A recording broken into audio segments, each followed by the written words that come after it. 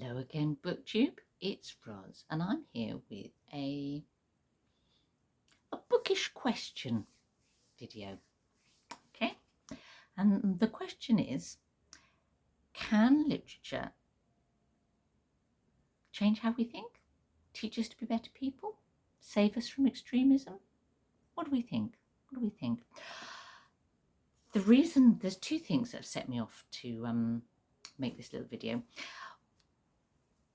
One is that earlier this week at Leicester Crown Court, that's a court in the sort of Midlands of the UK where I live, a judge sentenced a young man to read classic literature. Shall I explain more? If you haven't read, if you're British, you'll have seen this in the news, but the rest of BookTube you probably won't have heard. So this young man, he was 21 at the point when he was sentenced, but the time when he committed these offences, he would have been like 18. And he basically was prosecuted and found guilty of having around 70,000 documents that he downloaded that were a horrendous mixture of sort of Nazi stuff, how to make a homemade bomb, sort of white supremacist, far right extreme, homophobic, awful, dreadful stuff. Or there was no evidence that he'd actually been planning to do anything, if you know what I mean, other than read this stuff. But it was hateful and very definitely illegal. He could, the crime he was convicted of can hold up to a 15-year custodial sentence, but the judge decided not to do that.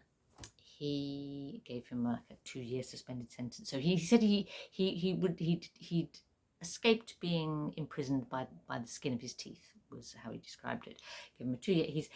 He will be monitored. His online behaviour will be monitored. He has to stay in touch with the police. All of those things. But what the judge did additionally was he said to them this. Okay, have you read Dickens, Austen? Start with Pride and Prejudice and Dickens' A Tale of Two Cities, Shakespeare's Twelfth Night. Think about Hardy. Think about Trollope. And then said that he had to return to court in January, and that the judge would then question him about what he'd read, and that if he hadn't read some classic literature, that he'd face further punishment. The implication was that the judge believed that reading Dickens, Austen, Trollope, Hardy, Shakespeare has the potential to change that young man's mind and worldview, sort of shift him from extremism. He's been described as a lonely, largely friendless person. The judge obviously felt he was more vulnerable than dangerous to others, perhaps. But can reading Austen and Trollope kind of change us? Does it change us, reading classic literature? Does it make us better people? Does it make us more tolerant? Which I think that's the implication, that it would somehow help you be more liberal, more empathetic, more have more moderate views, or sort of better appreciate yes, the needs of others and the rights of others. How interesting. We're all readers, I guess, on BookTube. Do we believe that the books could do that? Why did the judge choose those books as opposed to sort of more obviously, I don't know, works that rather than telling him to read diversely, or rather than sentencing him to read sort of anti-racist literature polemic or whatever, you know. I mean, I think it reflects the judge's own education and background. You know, he obviously feels that he is a good, well-rounded person because he read Shakespeare and Austen and Dickens and Hardy and Trollope. But what do we think? Yeah. Now, a second thing kind of chimed, I suppose, with this for me today, because I watched a video by Brian of Bookish that he recorded earlier this week. And his video is called Why I Talk About Race, White Privilege and Diverse Reading on my channel. And it was that bit about diverse reading, I suppose, that connected for me with this the judge and the young man. And it also struck a personal note because, as you know, if you watch this channel regularly, you know, one of the things that I aspire to, I suppose, in my reading is to read widely, to read, diversely. I suppose diverse is a bit of a rubbish word, isn't it? But to read things that are, you know, outside my own upbringing and kind of cultural background, I suppose. And Brian, in his video, was talking about how, you know, someone had questioned a video he made earlier, a week ago, one of his Saturday hodgepodges, kind of, another one, where he talked about sort of how we handle reading sort of dead racist authors, and someone had kind of questioned whether his sort of emphasis on sort of more diverse reading and so on was performative, or in fact I think he said that the questioner didn't really say that, but it kind of brought those things sort of to the fore.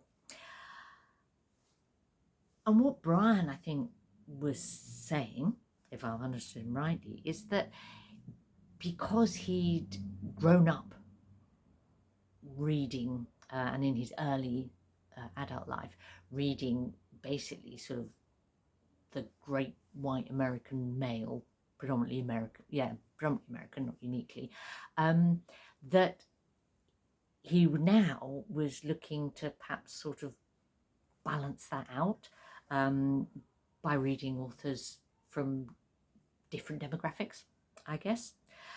So it's about kind of catching up in a way with what he's missed.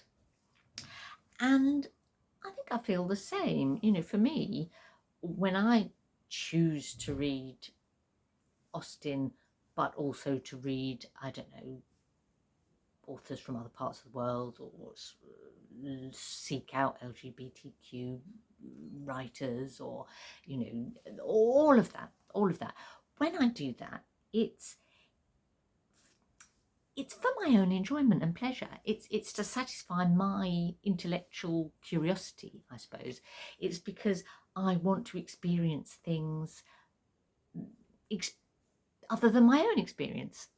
And reading offers us that opportunity, and that, I think, perhaps is what that judge was wanting to offer that young man. He thought, you know, you're an intelligent young man. What has happened in your upbringing, and that you have failed somehow to absorb other people's perspective and experience, and have just like obsessively homed in on this sort of extreme literature. Do I hope that by reading,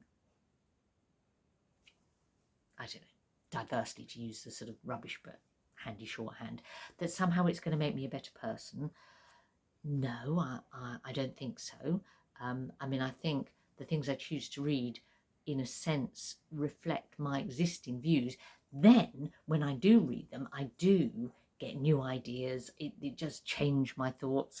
You know, it expands, without a doubt. It expands my understanding, which is great, and is another of the things that I really value about it. But it doesn't, I don't expect it to hugely change me. and I certainly don't expect it to change the world. So I think, well, I think the judge was perhaps a little optimistic in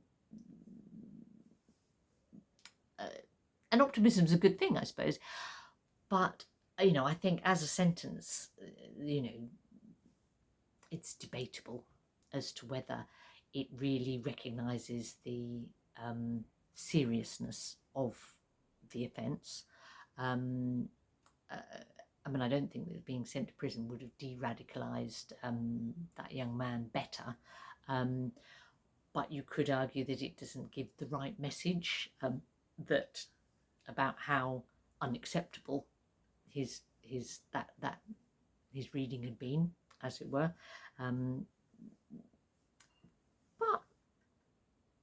But yes, I think I do believe that reading does help us develop empathy, and so I do hope that that young man does find some empathy from the reading that he's been sort of told to do. But I think really, to in my opinion, the ground has got to be fertile for those seeds to grow, the seeds that Jane Austen or Thomas Hardy or Shakespeare might kind of throw. I'd be really interested to know your opinion. Do you feel like the things that you've read have changed your values and you know, do you think that one could be de-radicalised, become less of an extremist by broader reading? I look forward to an interesting debate in the comments.